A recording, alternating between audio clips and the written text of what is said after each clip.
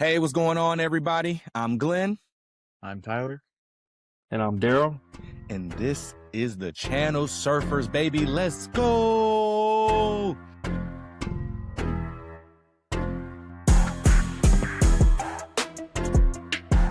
Welcome to the channel, episode 20.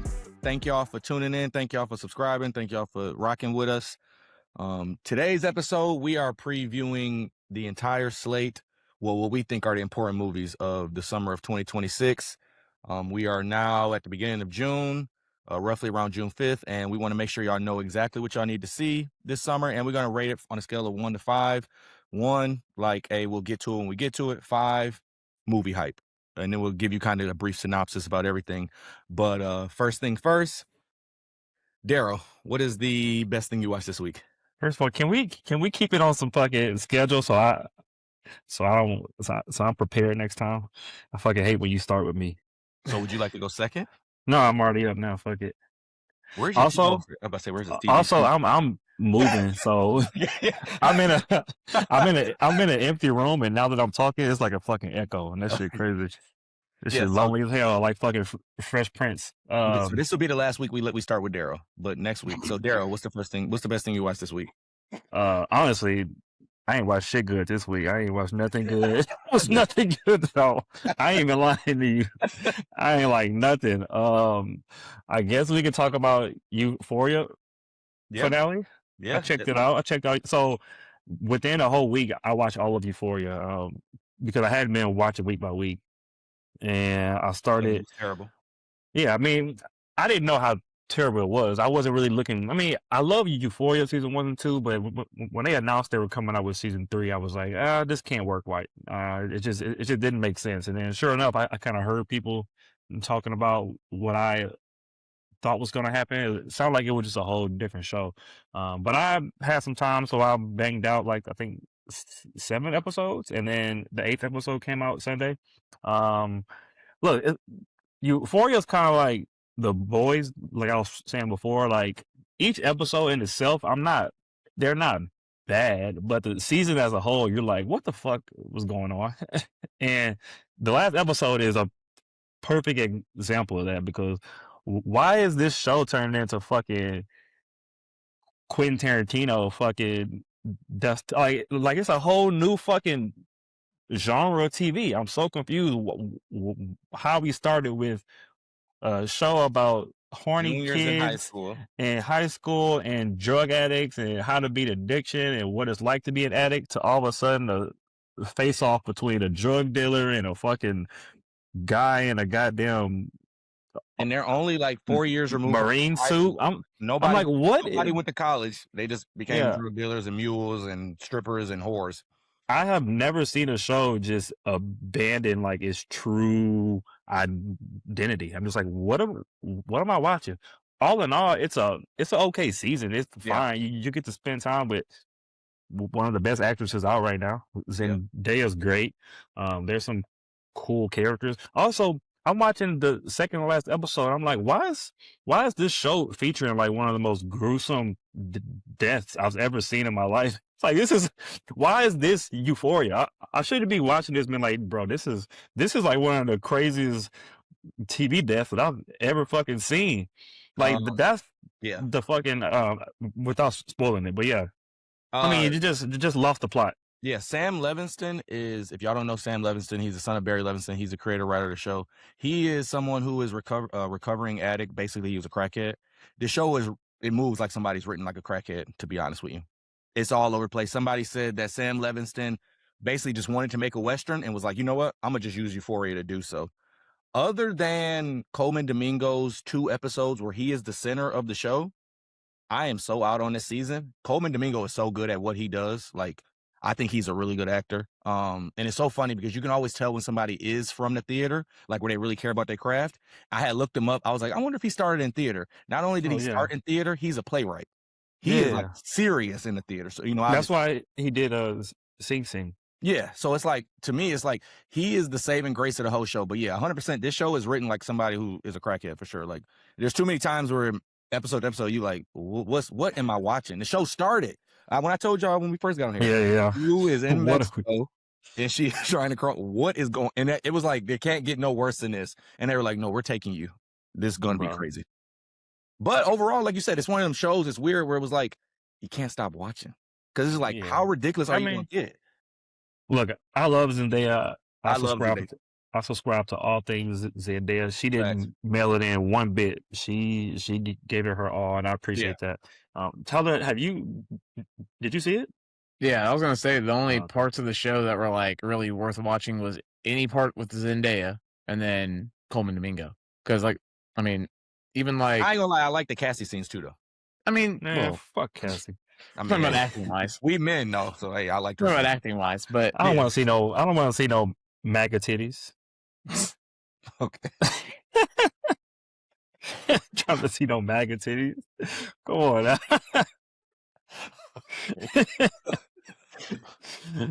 Okay. Oh my god. No, he didn't say that shit. Yeah, I mean, I'm not going to say you're wrong. I enjoy seeing them.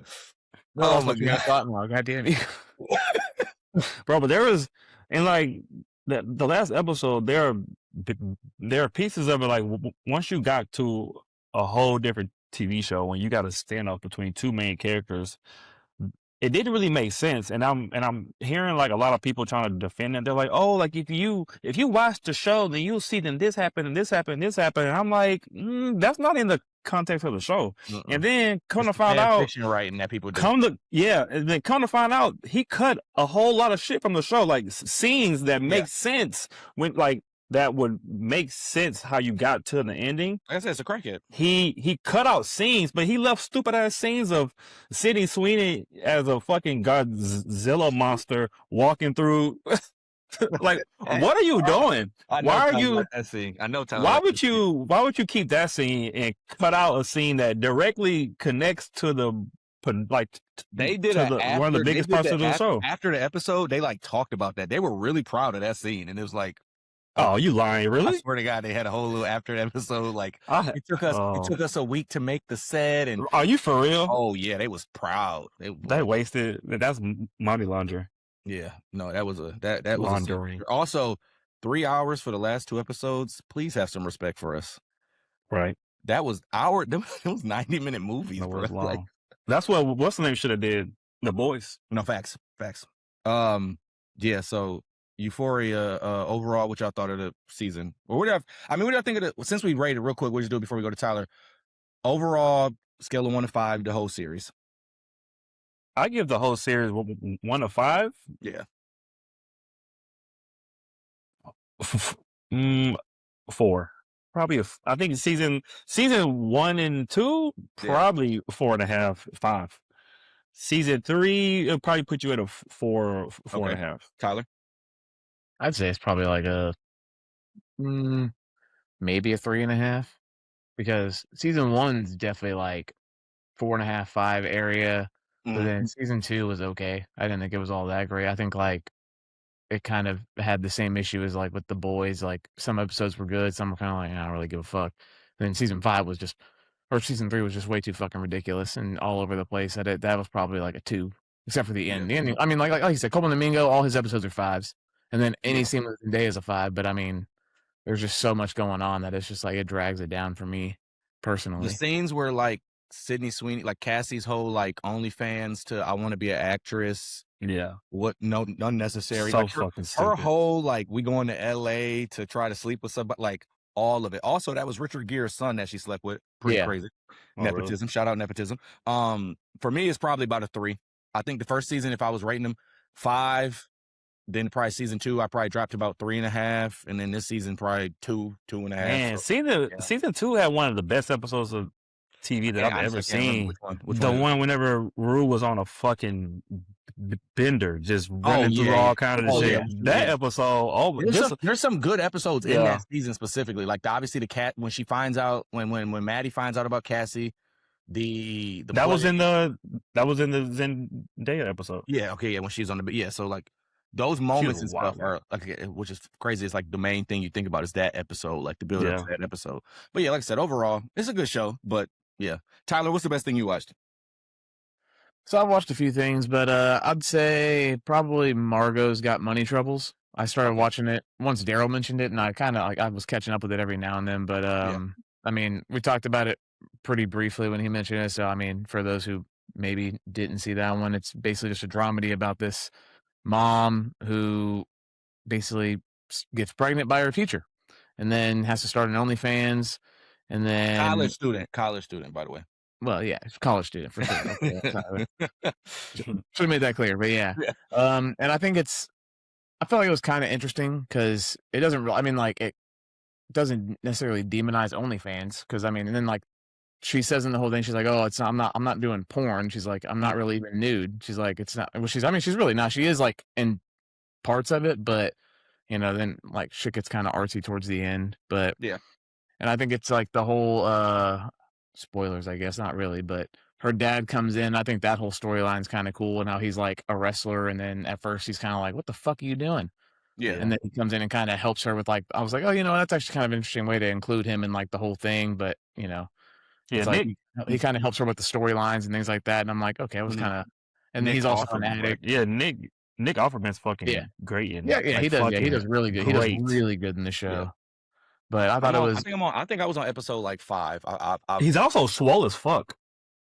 Yeah, like he's like a naturally bigger guy though too. So he's fucking cut. He's fucking yoked. Yeah, he plays a retired professional wrestler or semi-professional wrestler, whichever one. But no, it was. I mean, it doesn't really like.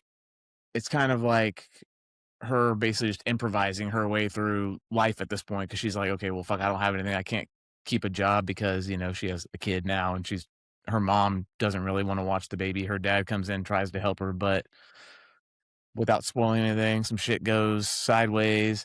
The baby daddy tries to come in and fuck some shit up. His family's got money apparently, so it's just there's a whole bunch of shit going on in the show, and then it's kind of her just figuring out how to maneuver through all that. And I thought it was pretty dope. Okay.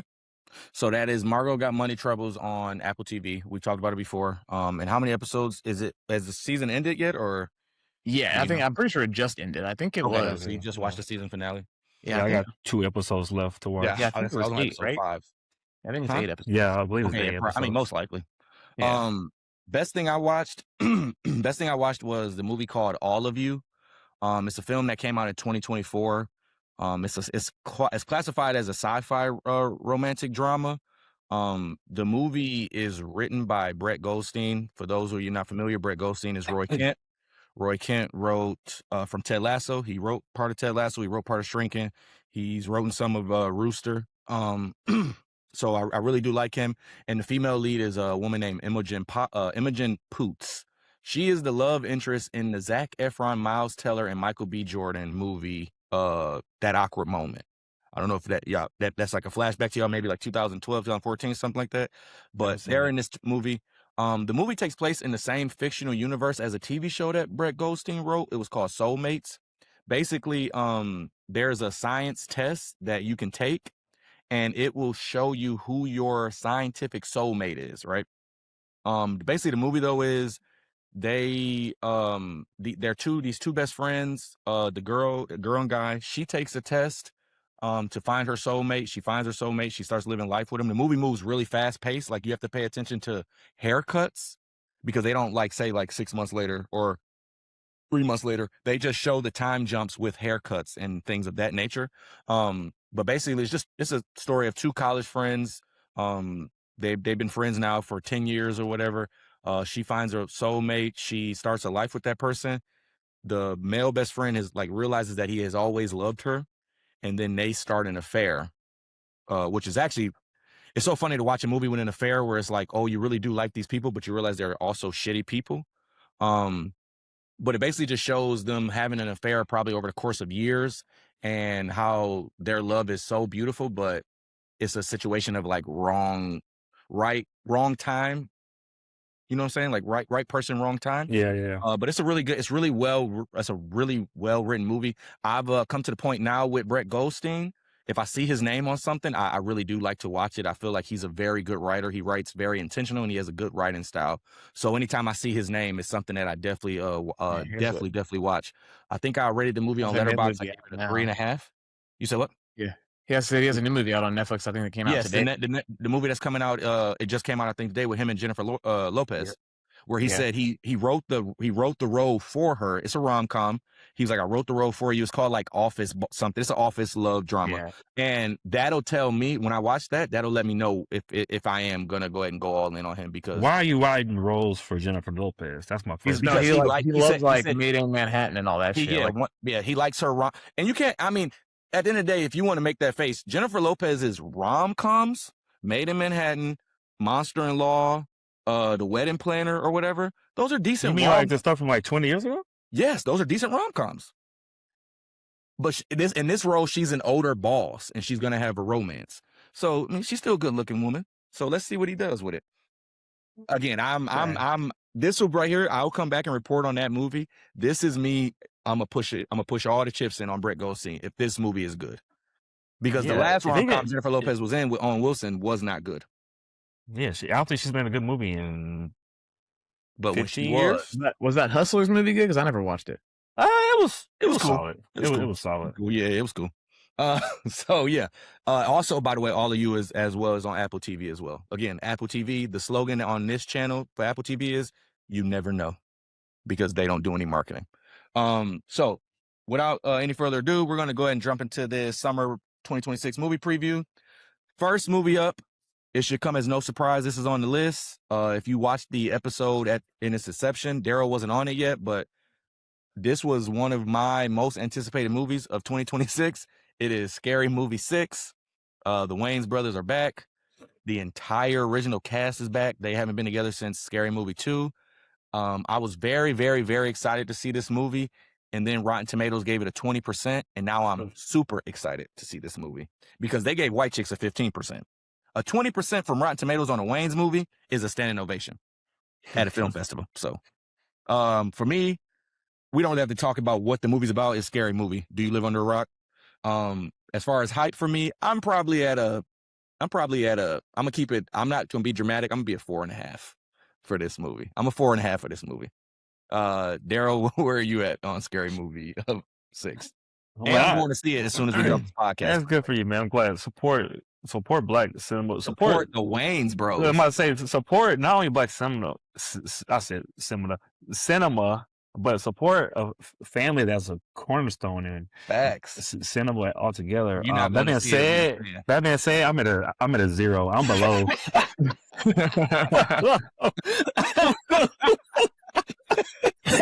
Below, Lord, I ain't gonna lie. Like, you know how I spoke about many times how I can see a trailer and know it's gonna suck. Yeah. Also, there are times where I can hear a movie that's being made without seeing a trailer, and I can tell you right now it's gonna suck. Let me read out some names to you, man. Patrick Ewing on the Magic.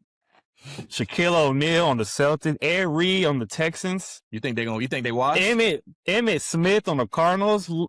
I hate seeing my legends go out sad, but this is not what I want to see. I don't want to see my legends try to run it back in 2026. Scary Movie 6. Come on, man. I think you missed it. I think the only Wayans bro who is like somewhat connected with current culture is Marlon. Sean be inside. But Damon Jr. is in the movie, and Damon Jr. is connected. And Damon Jr. is not funny. Oh, he's not funny. Damon Jr. is not funny. Let's be cops. He is funny and Damon Jr. is not funny. Oh, but yeah, look. I would never tell no one not to go see it. It was just when I heard it was coming out, I wasn't looking forward to it. When I saw the trailer, I was like, this sucks. It starts off with the fucking joke about that's a good joke. Pronouns. That's not a good joke. It would have been a good joke like maybe 5 years ago whenever that shit was kind of fresh.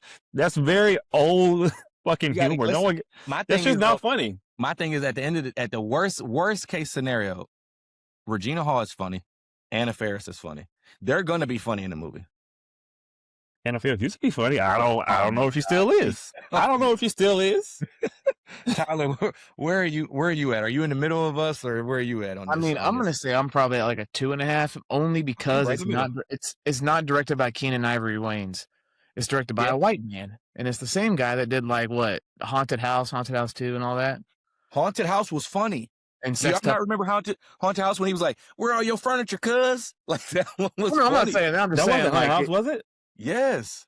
but I'm saying he's only done like Haunted House 2. Like he's done like He's the only done he's the new Wayne's Yeah. guy for them. Yeah. But still, like I'm like Keenan Ivory Wayans could have at least tried to come back. Keenan And is, like, Keenan got health issues and shit Yeah, though. he Oh, hasn't. That nigga ain't done nothing. In. Yeah. Whoops. well, you First never one. know. But they all wrote it together though, and they wrote and that's what I say. Haunted Yeah. House to me was funny, even though I mean it's so Oh, funny. yeah. To think about Haunted House was damn near a decade ago too, so it's Oh, like they yeah. really are out of touch. Like It's probably 2013, over yeah. a decade ago, huh? yeah, honestly. 2013, and then 2014, and then Yeah, 13. Jesus, yeah. So okay, 2.5 for you. So are y'all now? So Darrell, I'm assuming you're not going to see it at all. I'm not gonna go see it. Not only am I not gonna see it, Okay. again, I'm sorry, I'm not gonna see it, but I probably won't even see it when it comes out on streaming. It'll be I on ain't gonna lie to Paramount. you. It'll be on Paramount. I'm not gonna. I probably won't watch it. That's okay. We gotta get our black man supporting black actors in black business. Tyler, are you going to see it at the movie theater? I'll probably catch it at some point. I don't know when, because I mean, like I got to see Masters of the Universe first. Yeah. I am really excited for that one. Okay. But yeah, I mean, just because it's got everybody coming back, I do want to support it, and I do hope it actually is funny. So we'll see. I'm seeing mixed reviews. I'm seeing mixed reviews right now as far as people laughing. I'm gonna laugh no matter if it's funny or not. I'm gonna make sure. I'm sure it's gonna have. I haven't seen any good reviews, but I'm not even looking for Scary Movie 6 reviews. It's just it's whatever. Go see it if you want. He already previewed that Obsessions and Backrooms will be in theater or will be in the next Scary Movie. So they already. He said they're gonna be another Scary Movie. Of course, they're gonna keep making as long as they're making screams. You gotta make scary movies. Oh my god. Okay. So let's go to the next movie. The next movie that is also coming out today. So June 5th, Scary Movie, as well as June 5th, Masters of the Universe. For anybody that's under the age of 30, this is He-Man, one of the greatest comics of the 1980s. It's a live action reboot of the He-Man franchise. Because it's a 1980s property, and they're trying to kind of reconnect with the new generation of kids who did not grow up in front of the TV watching, Saturday cartoons. I have already seen this movie. I am fresh from the movie theaters. My letterbox for this movie is a 3 out of 5. There is a little bit of nostalgia in the score, but overall, I really like the story. I love the action in the movie. The soundtrack is amazing. It's a super, super funny movie. There is an after credit scene, so I won't say anything about that. But there is, make sure you are sitting. It's mid credit, so you don't even got to stay the whole way. But yeah, I saw it in Dolby, so it was super loud, super actiony, super funny. They did a really good job bringing some of the main characters to life and still left room for other characters if they do want to continue the franchise. So I'm actually, I've said it a couple times there. That's another Amazon movie. Amazon's doing really well. After their Mercy movie, where they was like, sorry, they came back with Project Hail Mary. They came back with Is God Is, according to Darrell, and now Masters of the Universe. For me, I was at a 5 for this, which is why I saw it immediately. I saw it as soon as it could. Tyler, where are you at on Masters of the Universe? I'm probably at a 4 because it's not something that I was like super into when I was younger, but I'm still very, very familiar with it. And anytime like anything comic book related or live action animated type stuff, I always want to check it out just because I don't want them to stop making shit like that. But it's going to be interesting to see. Like, I mean, obviously, you've seen it, so but like if they kind of lean into like the weird, like goofy shit that happens in the actual like old shows and everything, and then I don't know. I think it's a tough one for them to get right because like I feel like people that are younger than us are probably won't like it because they're just not going to understand it. It's just I don't know. And then getting that older audience in there is getting them into the movies at all is a fucking struggle anyway, and they're the ones that would probably enjoy it. I will say my theater was a lot of people that were definitely 20 or 15 when in the 80s. Like there was a lot of older gentlemen, literally older gentlemen in the movie theater. I was laughing because I was like, look at this, we all in here trying to relive childhood. And it's funny, like the director hasn't done much. He's literally directed 2 movies before this, and one of them's an absolute banger. But the other one was cool too, though, wasn't that? But he did Bumblebee, which was fine. It was decent. And then he did Kubo and the Two Strings, which is a fucking absolute banger of a movie. So which movie is it? Kubo and the Two Strings? So good. I never seen it before. That's an anime movie? Yeah, it's like a stop motion type thing. Okay, yeah. Okay. I remember when it out in came out. I didn't 2016. watch it. Where are you at on this, Darrell? So you said you're at a 4th, right? Yeah. I was at a 5. Darrell, where are you at on this? I'm in a 3. Okay. I'm intrigued. I didn't grow up on He-Man. Obviously, it was close to my era. I might have watched an episode or two. I'm very familiar with it. I like that they're trying to bring back some old IP, like trying to revive some IP that's dead for the most part. Yeah. Because that's not something that we've seen before. Like normally, if you bring back IP, it's like Super Mario, something that still has weight. Yeah. Trying to bring back something from the 80s. I'm intrigued to see how it goes. I respect the swing, so I hope it does well. I'm kind of worried that it won't from a box office standpoint. Okay. But it is what it is. I feel like Amazon has made enough money that they can take these kind of swings. I know Netflix. I know Netflix did a reboot of an animated show in 2021. I obviously don't know Netflix's data, but I do know they did a reboot of an animated show. So of what? Of He-Man. Oh, really? Yeah, it was written by Kevin Smith. Had no idea. See, I had no idea. I know I didn't watch it. And real quick, because we did talk about it, Tyler, when it first came out, we actually used Darrell. Before Darrell had came on the pod, we actually used this little joke where it was like Jared Leto must have dirt on people because how does he keep getting roles? Oh yeah. I heard it's a heavy heart. I have to say this. I heard Jared Leto is fucking amazing in this movie. Well, let me ask you this because I was curious about this. Is he in the movie? Because obviously he's not. I don't think he. It seems like he's in the body of. I think it's his body. His voice is Skeletor's voice, so it's not his voice. Yeah. But everything he does, I don't know how much he is doing. I don't think so. Yeah, I don't know. If it is him, he's fucking phenomenal in this movie. My understanding of that is just wow. My understanding of that is just his voice, but the voice is completely kind of like auto-tuned or kind of like it sounds like so and that clearly is not him behind the suit. He's not. Yeah, that's not him. I don't know how much he's involved in. So let's pump the brakes on. Whatever it is, this is the best. If anything, of his career. If anything, that actually helps my theory because they just say, hey, you want an extra couple $1 million? You don't have to do no work. We ain't gonna hear you. We ain't gonna see you. You don't have to be on set. I don't know how much he did, but if it is him, it's with a heavy heart that I say he did a great job. Well, it's not him. So next movie, next week. Like I said, summer is loaded. These are the June 5 movies, and then you get a week, and boom, we are right back in there with the big alien blockbuster from Mr. Blockbuster himself. This is Steven Spielberg's Disclosure Day. This movie is obviously a science fiction movie about an original alien contact thriller. Is basically what would the movie basically kind of asks what would happen if humanity received undeniable proof that we're not alone in the universe. Disclosure Day, the day you find out we are not alone. For me, I am going to see this open tonight, but I am at a 2.5. I'm at a 2.5 of the simple fact that the trailer does not look that interesting to me. It looks like it's going to be more talky type of alien movie. That's not the type of alien movie I like, but where all of my excitement comes from, Steven Spielberg, Emily Blunt, Josh O'Connor, and Coleman Domingo. Even Colin Firth. Heavy actors. I trust Steven Spielberg, and it's a big alien movie. I don't think anything I can't think of something that I've watched in my life by Steven Spielberg where I was like, that wasn't good. Like, genuinely. So that's where my excitement comes from. 2.5 might be, that's relative to the rest of the movies. If it was a standalone movie, it'd probably be a little higher. But again, it seems like a talky alien movie, not Independence Day, not, of those type of veins. So, but yeah, I'm a 2.5, but I am excited. I am going to see it for sure. Darrell, where are you at on Disclosure Day? I'm in a 4. Okay. I'm in a 4. Unlike you, I think the trailers look fucking great. And like you said, it's Steven Spielberg. He doesn't make a lot of movies anymore. We haven't seen him since I think he did The Fablemans, which is a movie about him, I believe.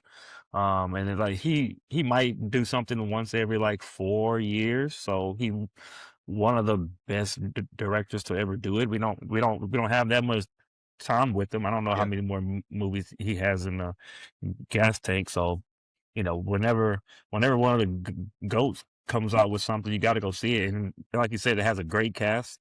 Great cast. I mean, I like that the trailers aren't giving away a ton. That's something that you can tell that comes from Steven Spielberg, because he comes from that old school where, like, back in the day you didn't give everything away, and it seems like nowadays they do. I'm so used to big trailers now. When I was watching, I was like, "What is this?" Yeah, and I was like, nowadays the whole damn movie being a trailer, but it really do. wasn't always like that. So I respect that. So I'm in there for sure. Opening weekend. Okay, Tyler, and where are you at on Disclosure Day? Yeah, I'm sitting probably around 3.5 area, because I mean, like Darrell said, I haven't watched that many of the trailers. I think I watched like the first 2, because the very first one they didn't tell you shit about that movie. I had to watch the second one only because I need to know a little more. But I don't like after 2 and you keep releasing them. I'm not watching them. And whatever ones they show in theater, I guess. But I feel like it's been the same one for a while. But I mean, but Spielberg doing science fiction again, that's automatically that's an automatic 3, just because it's Steven Spielberg. I'm not gonna fucking pass it up. And then I think obviously the cast, I mean, Emily Blunt, Coleman Domingo, Colin Firth, because I mean, he cooks every once in a while. But I think, I love Colin Firth and the Kingsman. Oh my God. Bro, I'm telling you. But I'm kind of interested to see what it's gonna be about, because I don't is it gonna be, it's obviously, very alien heavy, because they show, I'm assuming everybody that's in the trailer is aliens. I mean, it just seems like they're doing the whole clicking noise nonsense thing. So is it more about the aliens and them already being on Earth or something like that, and then everybody finding out oh shit, they've been living among us this whole time, which is what it seems like it is to me. I wonder if it's a takeover thing, or if it is we're just here, we're trying to live amongst you peacefully. And then it's oh, hey, aliens are real. And then is it about how society and governments and everything react to all that news? So it's an interesting take, and I think it's funny now, because it's oh yeah, they released all these UFO documents too, so let's see. I'm we have to find out. So we got a 4 from Darrell. I gave a 2.5, and Tyler, you were 3.5. Yeah. Okay. Just want to see where we're at as far as we keep going here. All right. So you get Disclosure Day on June 12th. The very next week, we got a doubleheader. Like I said, summer is cooking, June is cooking. Toy Story 5. Tom Hanks, Tim Allen. This movie is about a child, something that I as a parent deal with. Children not playing with toys and leaning towards more technology. Woody comes back from the circus with Bo, and he comes to save the day. Woody is balding, something I'm also familiar with. So for me, this movie is at a 5 for me. Because Toy Story is my entire childhood. I always tell people Toy Story 3 came out the day I graduated high school. Toy Story holds a special place in my heart. I don't think they should have kept making them after 3, because the first 3 were so good, so the best trilogy possibly ever if it would have stayed at the 3. But I really enjoyed 4, and I'm looking forward to 5. I also look forward to the fact that now I've seen the first 3 movies in theater. I now see these movies with my son. So I am there opening night, and he loves Toy Story. So for me, like I said, it's a 5 for more than just excitement for movie. It's about everything that Toy Story is for me specifically. Tyler, where are you at on Toy Story 5? I would as say a father to be. No, I mean, even then, I'd say I'm probably still at I'm probably at a 5, because so far, I mean, I always say oh, you don't need to make any more, but then after the 4th one, I was like, fuck, that was actually pretty good. So I can't. They end it so well. They keep ending these movies so well, and they're like, oh, here you go. Yeah, I mean, it's it's a lot of mixed feelings. It's one of their biggest and most beloved franchises. Yeah. So you're always going to be like, damn, I kind of want to see him again, but also okay, you keep ending it so well that I also don't want you to fuck it up and ruin it. So I mean, I thought Toy Story 4 was a money grab, but then it was like, damn, it's a good movie. Yeah, and then so it's Toy Story 5 gonna be a good movie. It's Pixar. Pixar really is good at what they do, and it's not so money grabby with them. I feel like this is such an important one that they're actually really care about it, and they're gonna make sure like they're doing the whole like, oh, it's us versus like electronics and stuff now. Facts, So which it's is a kind of good message. yeah, so it's interesting to see where they're gonna go with it. But yeah, it's just tough to be like, oh, I don't know, man. They fucking Yeah. it's weird. It's weird for me, but I'm still at a 5 for it regardless. I already know Darrell's face is gonna be low, so Like go ahead, 2. Darrell. Be I negative. like animated movies. Be negative. I can see it. I can see it. I can see it already. Darrell, where are you at? We could really skip you, but where are you at with Toy Story 5? Look, actually, I'm at a 2.5. That's better than Scary Movie 6. I was like, I noticed. Yeah, I mean, it ain't. Look, it's not the same kind of situation as Scary Movie 6. Look, I'm at a 2.5, but I'm pretty sure it's going to be a good movie. I don't care for Toy Story. Oh, Toy Story 4 is, as I call, a movie that exists. I have never in my life, since seeing the movie, have I thought about Toy Story 4. Gotcha. Like, Okay. yes, it happened. I didn't walk out the movie saying this was fucking terrible. I was like, okay, this is fine. And I went about my day, kept growing as a human, and I haven't thought about it since. And I'm pretty sure that's how I'm going to feel about Toy Story 5. You know, I'm going to go watch. I'm going to have a fine time. I'm going to walk out. I'm going to say, you know what? Solid movie. And then I'm going to keep on living. And I ain't going to think about it. I probably will never see it again until I have kids and I make them watch 1 through 5. Yeah. Okay, that's fair. That's fair. That's better. Like I said, that's better than what I thought. Same day that day, by the way. So if you were one of those people like us who like to try to go back to back same day after you finish Toy Story, and you want to do something else, you can go see a movie called The Death of Robin Hood. This comes out June 19th. This is directed by Michael Sarnarski, and it stars none other than Wolverine himself, Hugh Jackman. It also has Bill Skarsgård in it as well. If you guys are unfamiliar with him, that is Pennywise. And then Jodie Comer, Murray Bartlett, and Noah Jupe, I think is how you say his name. It's a dark, violent reimagining of Robin Hood legend and it's rather than focusing on Robin Hood's rise and everything we know about Robin Hood, it's actually focusing on how he's aging and the wounds, and he reflects on his life and how it was filled with violence. For this movie, it's actually so funny because you put this on here. This is, to me, the movie that has kind of gone under the radar as far as blockbusters for the summer. I don't know if it'll be it's an A24 movie. I don't know if it'll be, and A24 is like they're known to like pull a movie in 2 weeks. So I don't know how successful commercially this will be, but so I was at like a 1.5 for this movie, right? Because it's just like, oh, there's so many movies coming out. But I just saw the first trailer today in theater when I was at Masters Universe, and now I'm interested. Now I'm really interested. It looks really, really good. So I hadn't seen a trailer for it. I kind of, okay, like I said, kind of went under the radar. I'll probably put myself at about a 2.5 for this movie now. I love Hugh Jackman. I love when Hugh Jackman does something other than Wolverine, because I feel like that's what I grew up on him as, Wolverine. But everything else he does, I really do like. And it's so funny because he has outside of Wolverine, he has a wide ass range. He really is like an actor's actor. But hey, I'm also Wolverine. But yeah, I'm at a 2.5 for this. I have AMC A-list. I get to see 4 movies a week for free. I'm gonna see this movie. I'm gonna see this movie. But again, probably 2.5. I'd probably say this is probably the lowest out of the whole summer, because again, it is the least. But I will certainly go see this for sure. Darrell, where are you at on Death of Robin Hood? I'm at a 4, maybe even 4.5. So I knew this movie was coming out. I knew Hugh Jackman was in it. I heard the synopsis of the movie, but I forgot about it because they didn't drop a trailer until I think last week or 2 weeks ago. Yeah, literally like. And I saw it on Twitter and I watched it and then I remembered, and I didn't understand what their vibe was. And I watched the trailer and I was like, oh, this looks fire.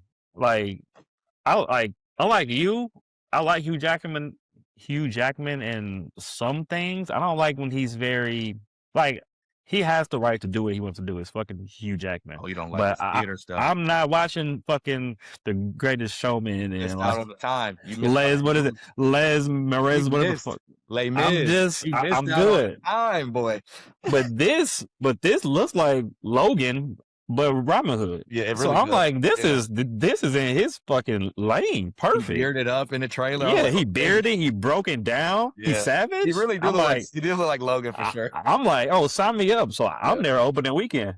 What it's funny too, because it's the guy Michael Sarnowski, who I said he directed Quiet Place Day One, a movie I love. He also directed Pig, a movie that I thought was so weird I did not watch it, but I Nick heard good Cage. things about Pig at the same Yeah. time. So it's like I don't know. It is fucking weird. Yeah, A24. I call them the weird studio. So I wonder if it is going to be essentially a weird movie, but I am excited to see it. So you're at a 4. Tyler, where are you at on the Death of Robin Hood? I'm probably also at a 4 because I actually was like reading about it a while back, and they released like a short kind of like weird teaser trailer like in January sometime, and I was like, I'm intrigued. Then I kept up with it, and ever since then I've been like, okay, yeah, it's my kind of vibe. I don't know what it is, but for some reason I love like all those Robin Hood movies, even the fucking one with Gladiator. That shit was yeah. It was all right. It wasn't like anything great, but it was cool. Yeah. But I mean, I don't know. I like the Taron Robin Hood. Yeah, it was funny. I haven't seen any Robin Hood since the animated Robin Hoods. Probably the animated, or like like I ain't seen the one with Jamie Foxx. I didn't see. I like that. The one with Russell Crowe. I didn't see. I don't think I've seen any of them. I've never gotten all the way through the Russell Crowe one.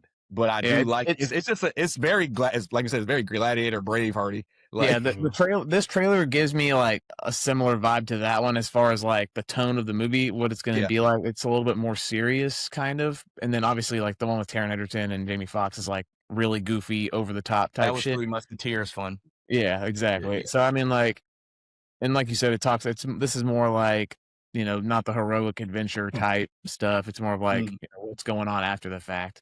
And so it's obviously, you know, he plays Robin Hood. So I like those type of movies too, like where it's like, man, what the hero aged, and it's like, bro, I used to, boy, if I was 10 years younger, I'd whoop your ass. Yep.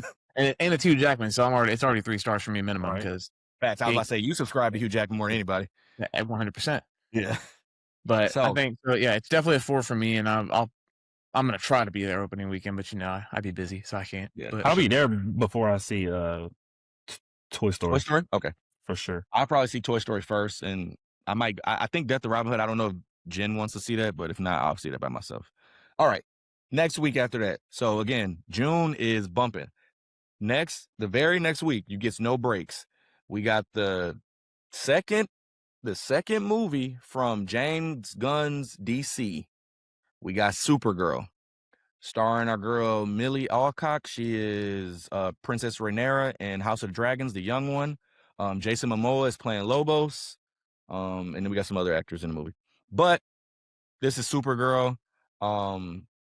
James Gunn, like I said, obviously, if you don't know, James Gunn did Guardians of the Galaxy, and then he did for DC, he did Squid Game, Jesus Christ. He did Suicide Squad, yeah. 1 and 2, and then he did the TV show Creatures. He did Peacemaker. He did Superman.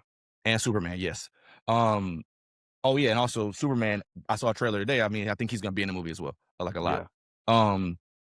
For me, I am at a 4 for this movie, only because I'm not the biggest fan of Supergirl specifically. That's it. Other than that, it's a comic book movie. It doesn't take much for me to get excited for a comic book movie. I really, really like the trailer. I like so far where James Gunn is going with Superman. I liked her cameo in Superman. She's obviously very opposite of him. So yeah, I am excited. It's a 4. It's an opening day for me for sure. Like I said, it's a comic book movie. It doesn't take anything for me to get in there. But James Gunn's DC so far seems a lot lighter, which is thank you, because no offense to our, Snyder and everything. It was just, everything was so dark and so serious, and there was no joke. Flash was the only person that had a sense of humor, so it's like, I'm excited to look forward to this. Jason Momoa was born to play Lobos.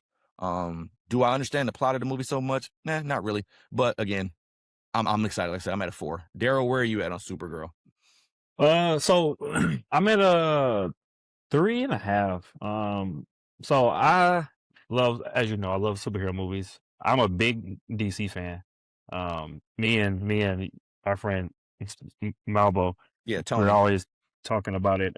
He wants DC to win so bad. Me too. I want DC to win. So I think that's part of my my pushback or my reservation is that I'm kind of worried because Superman was just okay to me. I feel like Mhm. you know I'm okay with it being the first movie in James Gunn's DCU, Yeah. but it didn't check all the boxes for me. And then seeing this movie, I'm kind of got some reservations. But I will say they dropped a new trailer last year, and no, I'm sorry, last week, Yeah. or might have been early this week, Monday, I think that's the trailer I saw in the theater today, and I was like, and "Oh, it this looked looks good." really good. Yeah, Honestly, it this looked the new really trailer good. looks like really Yeah. good. Yeah. So that got me a little more excited. We should clarify though, James Gunn didn't direct or write this movie. This is not his movie. Yeah, he yeah, didn't.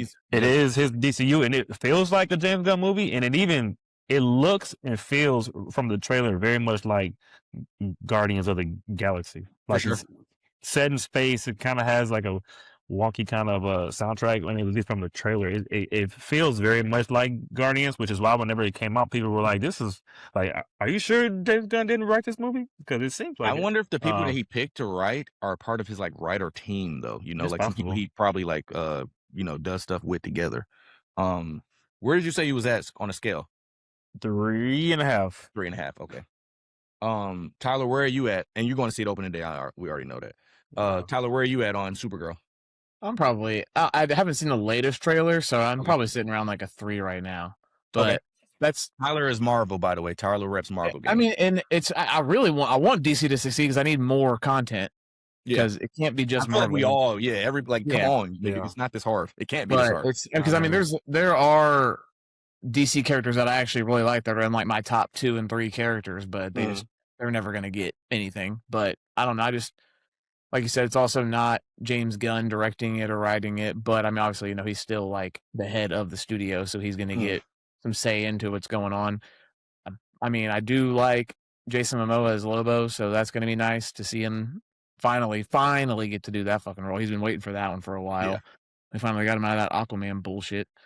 But I don't know. I mean, it's just Supergirl. I don't know. I've never really found she's a cool character. I've never found her to be that interesting.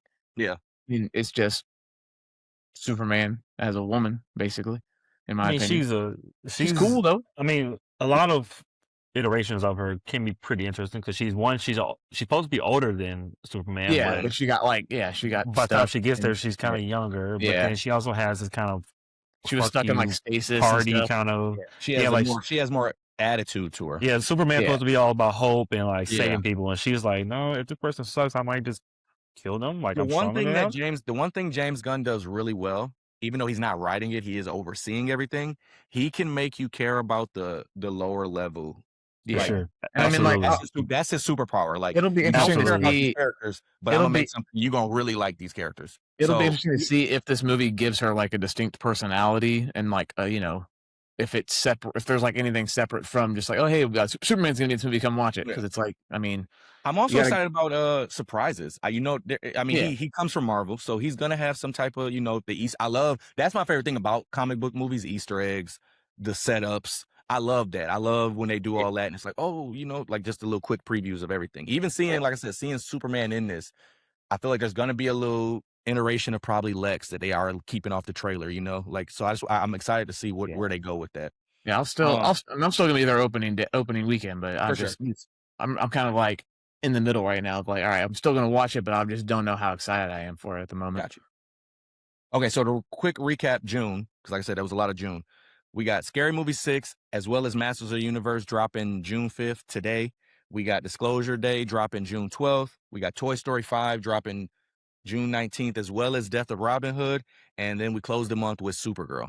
So that is 1, 2, 3, 4, 5, 6 movies in the month of June. The movies is all the way back. All the way back. And then we get into July, which is the get out the way month. That's the get out the way month. So if Supergirl, you better get your money while you can. For real. Get out the way month. The first movie of the month is July 10th. It is the Moana live action movie. For me, I'm a father. Kai loves Moana. Do I need a live action Moana? No. Am I gonna go watch it? Yes, because why not? I love that The Rock is back in it. I love that the girl who plays Moana said, let's give another Hawaiian actress the role. So to get more Hawaiian actresses in front. Disney they really are sick. This is some cash cow shit right here. Oh, we made $2 billion off Moana. Let's just make him a live action one. So there was no reason for this movie.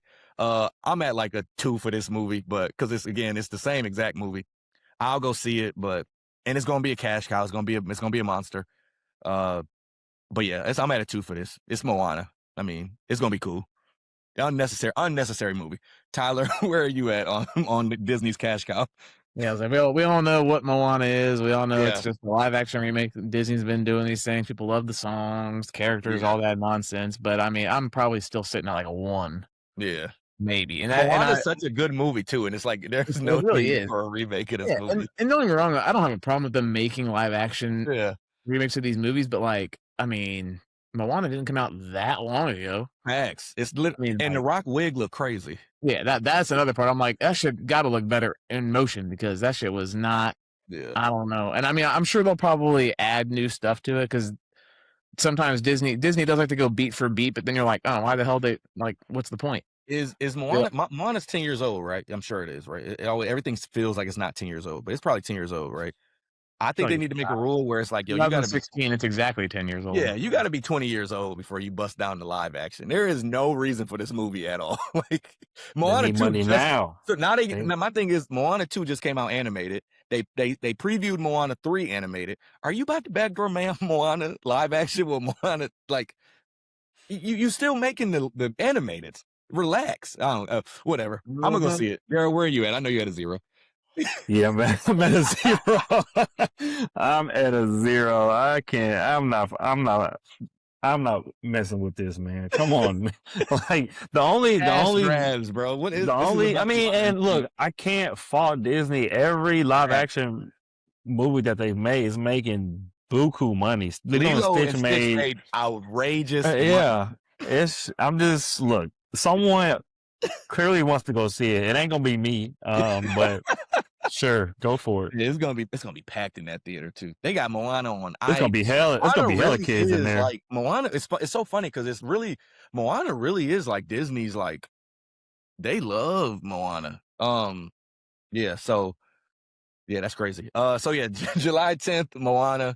You've seen the movie before. You can now see it with the people. Exactly. Now July 17th. I'm gonna tell you right now.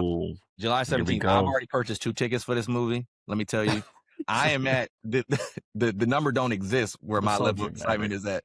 Yeah, whatever. I got my 70 and that's at 8:30 and that's Thursday, and I'm going right back Friday morning, 9:00 in the morning. The scale, like I said, it don't exist. This was me and Tyler's number 1 movie of the year. It is none other than The Odyssey, July 17th.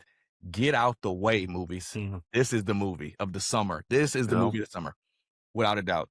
For me, like I said, I'm all the way excited. The cast is insane. Get Matt Damon's Oscar ready, because that's what happens. And now when you in a Christopher Nolan movie, you get an Oscar. Get him his best. I think this is gonna be his magnum opus, his absolute best movie. The Odyssey is one of my favorite books I ever read. I even love the old movie that came out like in the late 80s or something, early 90s.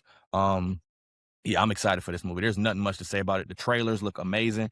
Go to the website, the Odyssey website, odysseymovie.com, and look at the movie in the different formats.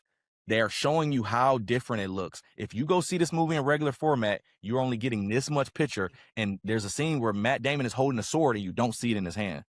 Go send that to Drew. Yeah, yeah. So all you Ted Sandros, Netflix CEO people my son watched Dune on his phone. Your son is an idiot.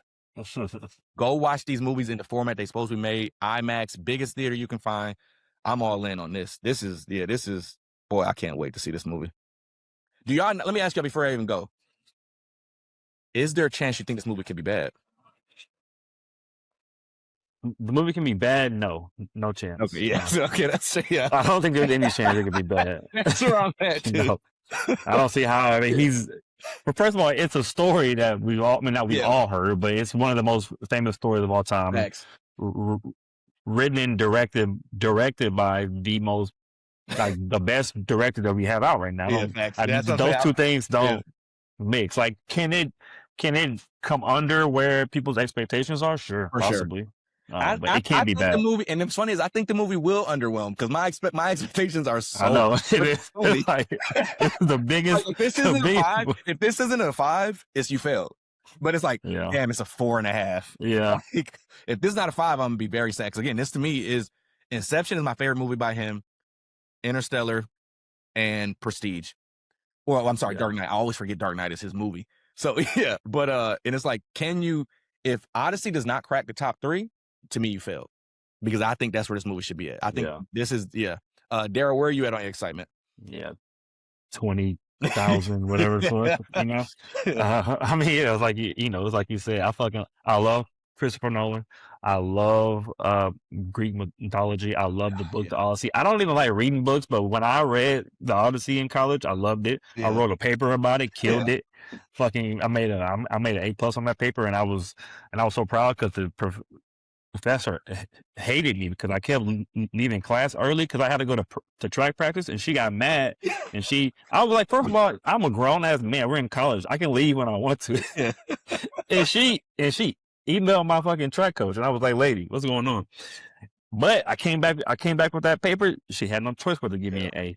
But it's the fucking Odyssey, man, and it's Christopher Nolan. I think Robert Pattinson. This is going to be the first of the 2 movies he gets nominated for Best Supporting Actor in this summer. What else is the other one? I think he's going to get nominated for Dune 3 as well. Oh yeah, he is in Dune. But I think he's going to get nominated for both of those movies this year, and he's going to be the first time because they're allowing you to be nominated twice. I think that's literally for Robert Pattinson because Leo didn't get it. Could they not be nominated twice before? That's why people was mad because Leo didn't get nominated for Blood Diamond and Departed. He can only get nominated for 1 movie. And they picked Blood Diamond? Mm-hmm. Terrible. See, we couldn't just not picked him for Blood Diamond. He wasn't that good in Blood Diamond. They just made the wrong choice. First actor to get double nominated. But Tyler, where are you at on the scale? I already know. Yeah. Out of 5 for sure. Yeah. But I mean, I took a fucking Greek mythology class in high school just because it was there. Did you really? Do we have that? We did, yeah. You went to Brook, right? No, yeah, that's where I took. That's where I took it at. You took it at Clearbrook? Yeah, freshman year. I don't remember. You came at Clearbrook, or is it just? No, it was my freshman year in high school. Oh, I do. Okay, yeah. Yes. Damn. Yeah, so I signed up for that. But yeah, no, that shit was. So I've been all about that Greek bullshit forever. Hercules was like always guys in Greek mythology, bro. I don't know. Hey, Hercules was one of my favorite Disney movies. It really started with the Disney movie, bro. Yes. I have never met a man I met men who don't like sports. I ain't never met sorry, I'm gonna use it. I ain't never met no nigga who be like Greek mythology. Like, hell yeah, Achilles. I don't know. We gotta bring it to the group chat. See what. Certain words. It's hard to not be excited. It's literally got like everything you want out of like summer blockbusters too. It's like adventure, monsters, war, like God, whatever the hell's going on. So it's so funny because the movie. It has an odyssey. It has a journey. Exactly. You know what I'm saying? It has it. Like the trailers look amazing and fight. Oh my God, the trailer. Yeah, like this story. Like there's a lot of stories that you love are pretty much based off the premise of what the Odyssey is. Yeah. So it's just like it's impossible not to be like, okay, well, fuck. Now I gotta see what Christopher Nolan's doing, because he goes above and beyond. Yeah, facts. That's why I said I think it's gonna be. I'm so sad. I know I know it's gonna let me down because my expectations are just so. It's Christopher Nolan. Like, yeah, it's like he basically, if James Cameron didn't sell out. Yeah, facts. He's doing his. He's not saying, oh yeah, I'm just gonna do Avatar for the next 50 years. Never. James. Also, the fact that he is just like, yo, look, I don't care what y'all got going on. I'm shooting my movies in IMAX. Yeah, I don't give a damn. Like, I don't care what man. Yeah. So, Odyssey, July 17th. I probably spoke a little too soon. That is going to be the big box office movie of the summer, but I'd be remiss to not mention July 31st. You get a break after the Odyssey. You can see Odyssey a couple times, and then you got to come back to the movie theater for probably the real blockbuster of the summer. It is the most popular, I think, by most people's most popular superhero of all time. Spider-Man, Brand New Day. It's between Spider-Man and Batman to me. I feel. Yeah, I think Batman. I think he's the highest grossing superhero of all time. Movie wise, probably. Just like toys. Spider-Man is a more. You don't think You don't think Spider-Man is? I feel like I see more Spider-Man birthday parties. I see. 100%. Spider-Man to me is like really the kids. I mean, He is the most Beauty of popular superhero of all time. Anybody You can be think so? Spider-Man. That's the beauty of Spider-Man. 100%. Yeah. Is he the highest grossing? Yeah, I'm pretty. As far Yeah, as comics too?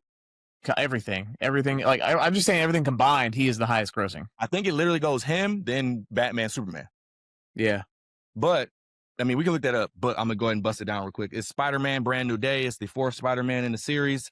It's Tom Holland. It's Zendaya. Yeah, it is Spider-Man. Yeah, Sadie Sink is coming into the series. Well, it says 26 to 28 for Spider-Man and 29 for Batman. So I'm like, well, okay. So yeah, and I mean, this is gonna probably push him a little bit as well. But also they started making Superman movie or Spider-Man movies way after they started making. They had made 4 or 5 Batman movies before they even got to make a Spider-Man movie. Yeah, but that was just comics. Oh, okay. Yeah. So Spider-Man: Brand New Day. It ends July 31st, or it goes in theater July 31st. Spider-Man has never not done $1 billion. Tom Holland is really, really good at Spider-Man. This seems like, and we get our guy John Bernthal in the movie as well.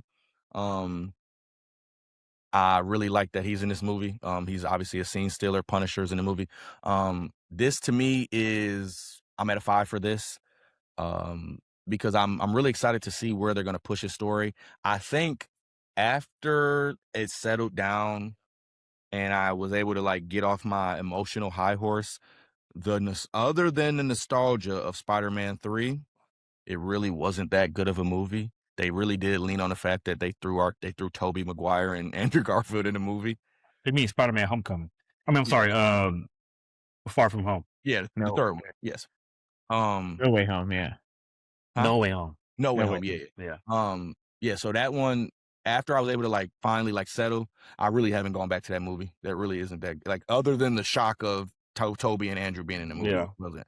But I'm excited that this one is going to be. I'm hoping it's going to be a little different. I've been loving everything I've heard from Tom, where he was like saying like now that he worked with Nolan, he was like, "Hey, it's ghetto over here. We gotta get some shit cleaned up. Like we can't be coming to set without no plan." But yeah, I'm at a 5. The thing about No Way Home though is that it was also a COVID movie, so it's like they were probably just trying to pump that shit out because it was like, all right, this shit's like costing us bukus of money. That's trying to shoot. I feel like, shit. But just like that movie, as well as like, again, it's Marvel, it's Disney, it's cash grabs. The same way they kind of mailed in Deadpool and Wolverine. Oh yeah, it was just like, hey, we know y'all want these 2 niggas together. Sorry, second one. Yeah. Here's a big movie. Let's go make billions of dollars. But I am excited. Like I said, it's Spider-Man. I don't think I've never not been excited for a Spider-Man movie. I'm at a 5 for this for sure. Get to take Kai to this. Kai saw the trailer and literally was like, "That's Peter Parker," and I'm like, "Oh yeah, you locked in." Yeah, I was like, "Okay." Tyler, where are you at on Spider-Man? Oh, definitely a 5 for sure. Yeah, I mean, I think Tom Holland's been the best Spider-Man overall. Like, not just like, oh, hey, he was good as just Spider-Man, or oh, he was just good as. He's been like the best combination of both. Where like I think Andrew Garfield was a better Spider-Man. Like, because in the suit, he was actually sitting here talking shit, doing his thing. I was like, that's what Spider-Man's supposed to do. Because his Peter Parker was a little too cool.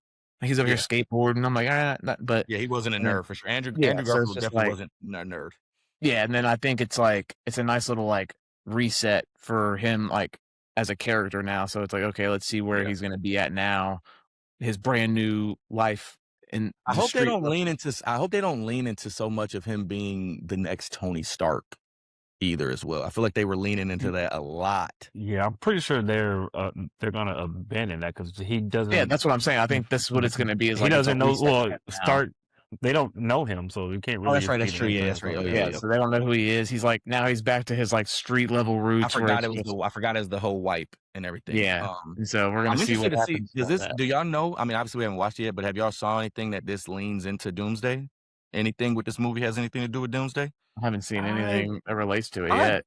I mean, I'm sure we'll find out in the movie. Can't say. I don't believe so. Okay. I mean, I don't believe I've seen anything. I wouldn't be surprised if it was. Where are you at, Darrell? You said 5, right, Tyler? Yeah. Okay, Darrell, where are you at? I'm at a 4. Okay. I'm at a 4. Because he likes DC, y'all.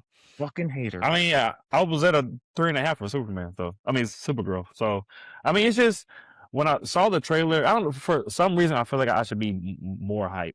The trailer didn't really speak to me. Like, I'm a huge trailer guy. I love trailers, and the trailer to me was not that good. I mean, it wasn't great. It didn't like captivate me to be like, oh my god, Spider-Man is back. I also don't know where they're going with the story, so that's a good thing and a bad thing. It's not like I just spoke about how I don't want movies to give everything away, so that's not a fault. But I'll be there. I'm gonna watch it. My thing with Disney too is Marvel. They be releasing. I think you said it one time. I forgot what movie it was. I think it was the last one, the new Avengers with the Thunderbolts, whatever. They would release like 5 trailers. I'm so Yeah, that was really bad. Please, Yeah. like don't. I know they're gonna release another one, but please do not like y'all at 2. Keep it at 2. Keep it cool. Yeah. Keep it cool, please. Do not come out with another. I'm trying, especially with us having to go to the movie so much leading up to it. Please stop trying to ruin the movie. Stop trying to give away everything. Here's the first 5 minutes. Here's a breaking. Like, why are you showing me 5 minutes of the movie? Also, I love that it's the longest Spider-Man movie as well. Because sometimes I'm kind of annoyed that Odyssey isn't over 3 hours, but whatever. So after July, July we got the cash grab from Moana live action. You got the Odyssey, the movie of the summer, and then you got Spider-Man, Brand New Day. I think those 3 movies are going to and actually, be you know what? Coming back to Spider-Man Brand New Day too, is that I'm thinking about like it's a new director, so that's like and I actually liked his whole because he did what Shang-Chi, and fight scenes in that were fucking dope, and then also seeing like the way Tom Holland was talking about like how he was on set after like being on the Odyssey, being like, hey, like I want us to do this like the right way. I'm tired of like I don't want y'all to be like I want you to actually care about the character and all that shit. Yeah. See, that's kind of dope. I was like, that's what a movie star should be doing on set, is being like, what the fuck are we doing here? And apparently he said the director was like willing to like be like, oh yeah, like listening to him about all this shit. Like, this is the way and the producers, Amy as well, because she's one of the big Marvel. He's like, this is the way Nolan does. This is the way we should be doing it. I'm like, you know what? That's fair. Good point. You can't copy that, but it's facts. It's nice to think about. So after those 3 movies in July, we are coming into August, into the summer, cooling down. It's not going to be cool nowhere. But we got 2 movies in August. We have the movie called The End of Oak Street. It is a science fiction survival movie. It stars Anne Hathaway and our guy Ian McGregor, Obi-Wan Kenobi. This movie is about, it's like after mysterious cosmic events uproots Oak Street from suburbia and transports their neighborhood to a place with prehistoric creatures. A family soon discovers that their survival depends on sticking together and now navigating unrecognizable surroundings. So to me it sounds interesting. It's produced by J.J. Abrams. It's directed by a guy named David Robert Mitchell. David Robert Mitchell, he received a lot of recognition because he directed It Follows. I don't know if you remember that movie from like 10 years ago or so. I'm interested in it. I really love Anne Hathaway. I love Ian McGregor. So for me, like I said, as far as my scale, coming off of what we're coming off of as far as like the big June and July, I'd probably put myself around like a 3. I love that Anne Hathaway at this age, she's gonna be in 4 movies this year. I really like that. I love when actors work. I really do like when they work. And it seems like they want to work now because they see the theater. I don't expect this movie to be a big box office movie, especially with everything that people are going to still be trying to see from July. But I am excited for it. Probably, so like I said, I'd say probably about a 3. And Tyler, where are you at on this? I'm probably around like a 3 or so. I mean, one, it's Ewan McGregor. I'm going to watch everything he's in. Anne Hathaway, same concept. And then dinosaurs, bro. You can't fucking beat dinosaurs. It's like a different take on it. And is it based on a book or something? Because I mean, this is the first. I thought it was, but I don't think it is. I haven't been able to see if it was. Let me not just make something up. Let me see. It's like, I mean, I haven't heard anything about it, but I mean, I think it's a nice concept. So if it's not based off a book and original story, that's even more reason to go watch it, because you got to watch it. From what I see, it is not based on a book. Well, then perfect. Look at that. Yeah. Yeah, see, you got to watch those, and obviously, it's the original screenplay studio, Warner Brothers. They love it. That's Warner Brothers' bag. So yeah, and then after that, we're gonna go into a movie that I'm not excited for. I'm not gonna lie to you, I probably won't see. This is probably my least excited movie of the summer to close out the summer. August 21st, we have Insidious Into the Further, I think is what it's called. Oh, Out of the Further. It is the 6th installment of Insidious. I haven't watched an Insidious movie since The Last Key, which was number 3, because I thought it was going to be the last one. And Insidious, to me, after we have been blessed with a all-time horror movie, it would feel almost distasteful to waste my time going to see this movie at the theaters. So for me, I'm at a 0 on this movie, and I'm not at a 0 on anything. Unless Jen want to see this, then I gotta go see it. I ain't got no choice. But for me, I am not interested in seeing this movie. I'll go see Paw Patrol comes out that like the week before. I'll go see Paw Patrol. You know what I'm saying? I'm not going to see Insidious out of further. I don't understand those movies. Those movies are trying to compete with The Conjuring, and I've always thought that they came out with The Conjuring, and I've always thought The Conjuring was just better quality movie, same kind of demonic concept. Tyler, are you going to see Insidious 6? I mean, I haven't seen anything after the first one, but and that's my fault because I think it's Patrick Wilson. I like Patrick Wilson, so I probably should watch the rest of whichever ones he's in. But so I mean, Patrick Wilson is in The Conjuring, huh? Yeah, The Conjuring, exactly too. So I'm like, that man had he just had him double dipping. Yeah, that's what I'm saying. He knew what he was doing, but it's just. Oh, I bet his house he gotta get a priest up in his house. All them demons. Yeah,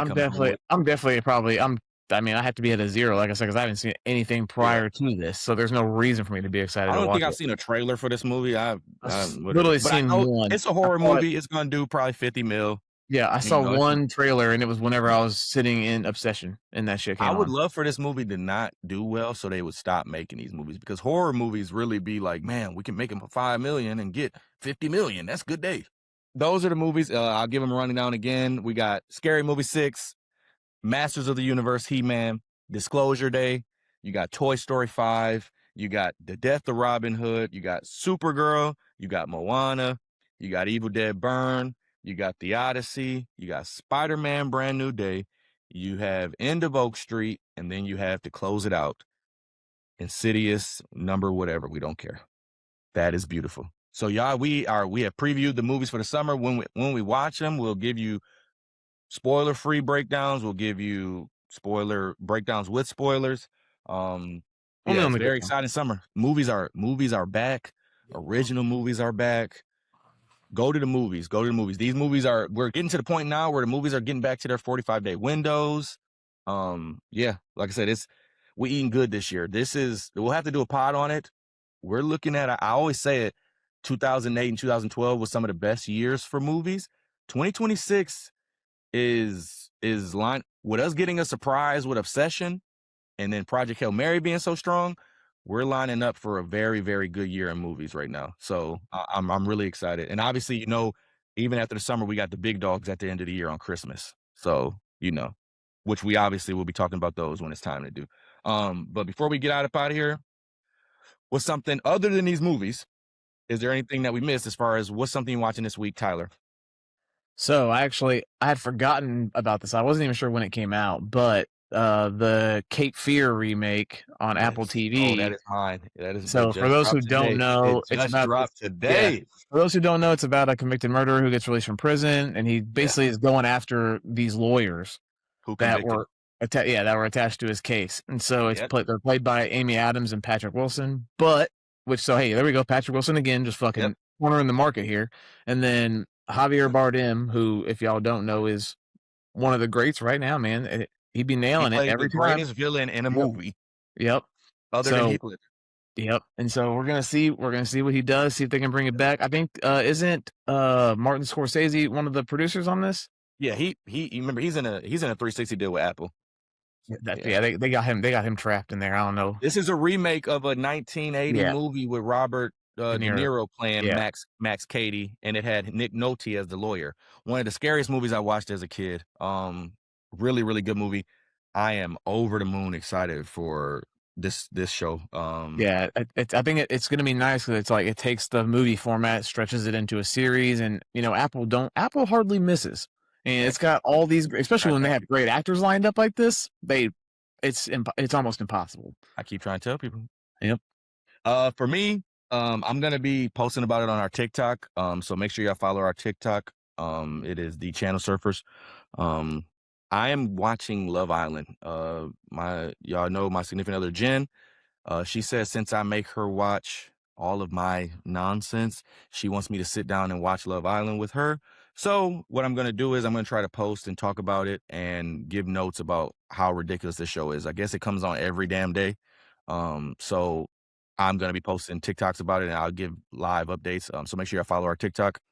And y'all can see my thoughts on it as we go through the show. I guess it already started on Tuesday, so I'm a little behind.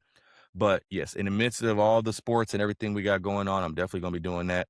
So yeah, that's what I'm going to be watching this week, all week apparently, besides going to the movies. So thank y'all. This is episode 20. Shout out to the Texas Longhorns, back-to-back softball champions. Y'all know, y'all see it. All right, and let's surf, baby.